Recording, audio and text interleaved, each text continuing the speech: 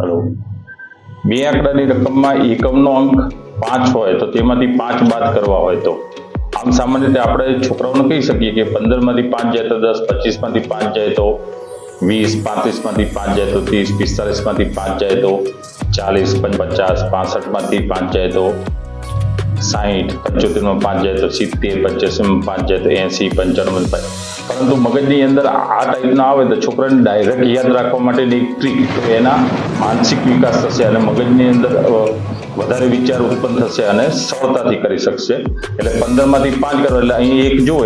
એટલે સીધા 10 મૂકે, અહીં 2 જોવે એટલે 20 મૂકે, 3 જોવે એટલે 30 મૂકે, 4 જોવે એટલે 40 મૂકે, 5 જોવે તો 50 મૂકે, 6 જોવે તો 60 મૂકે,